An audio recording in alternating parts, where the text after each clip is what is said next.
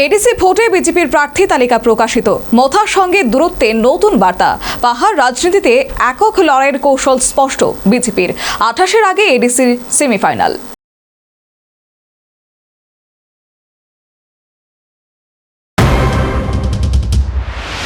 ADC নির্বাচনের আগে পাহাড় জুড়ে রাজনৈতিক উত্তাপ ক্রমশ বাড়ছে।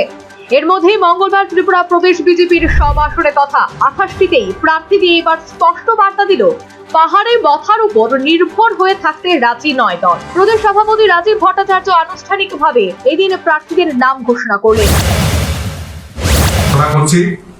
1 নম্বর দামছড়া জম্পই হলো আমাদের রবীন্দ্র রিয়াং।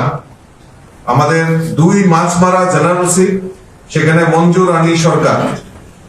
3 দশদা কাঞ্চনপুর জেনারেল সিট, সেখানে আমাদের শৈলেন্দ্র নাথ, উনি আমাদের বিগত দিনেরও এমডিসি। আমাদের 4 করমছড়া আমাদের বিমল কান্তি চাকমা, যিনি আমাদের ইতিমধ্যে আমাদের রানিং সিটিং এমডিসি, উনিও রয়েছেন। আমাদের ছামনু যে সিট, সেখানে আমাদের এসমেল জয় ত্রিপুরা। আমাদের 6 মনু ছয়লেন্টা জেনারেল সিট, সেখানে সুকেশ দত্ত বড়ুয়া। আমাদের ডেমছড়া কচুছড়া আমাদের পার্টির ভারতীয় জনতা পার্টির যিনি জেনারেল সেক্রেটারি বিপিন দেববর্মা এখান থেকে প্রতিদ্বন্দ্বিতা করবেন। মুখ্যমন্ত্রী মানিক সাহা উপস্থিত থেকে সংগঠনের বার্তা জোরালো করলেন। এডিসিতে একটি স্বচ্ছ সরকার গঠন হোক, এটাই লক্ষ্য বলে জানালেন মুখ্যমন্ত্রী। তো সবাই জানে, তো আমরা চাই যে একটা সুস্থ এবং একটা ট্রান্সপারেন্সি, একটা সুন্দর একটা আমাদের এডিসি সরকার একটা সেখানে গঠন হোক। আমি নিশ্চিত যে মানুষ সেটা বুঝতে পারছে এবং আমরা সেইভাবে চালাবো। আপনাদের প্রধান যে প্রতিদ্বন্দ্বী তীব্রাপথা, সেখানে মূলত প্রস্তুত কিশোর দেববর্মাকে পেইস হিসাবে তারা নির্বাচনী প্রচারে যাচ্ছে। আপনারা কি এরকম কোনো পেইস সেখানে দাঁড় করাবেন বা এরকম কিভাবে ভাবছেন?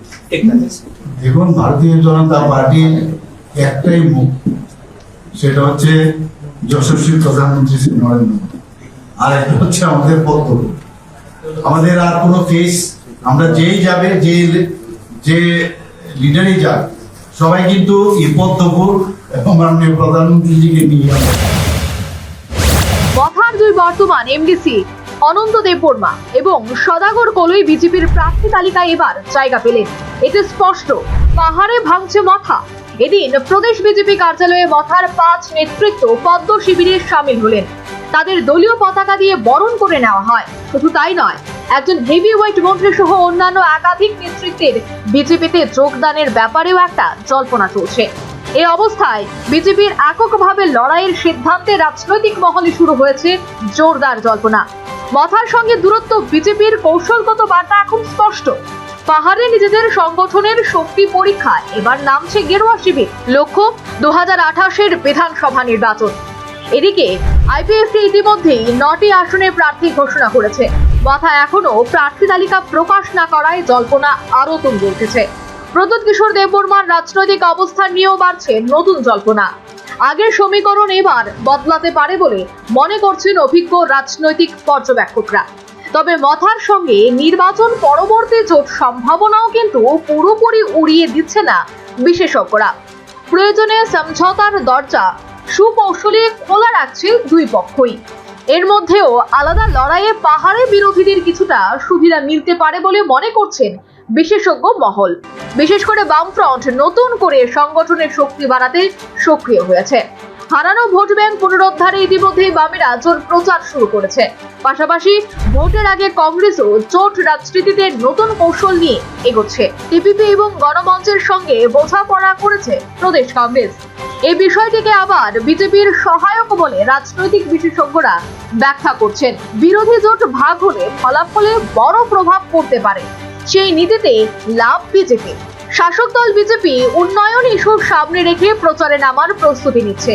আইন শৃঙ্খলা এবং অবকাঠামো উন্নয়নকে প্রচারের মূল হাতিয়ার করছে দল। পাহাড়ে সরকারি প্রকল্পের সাফল্য তুলে ধরছে দলীয় নেতৃত্ব।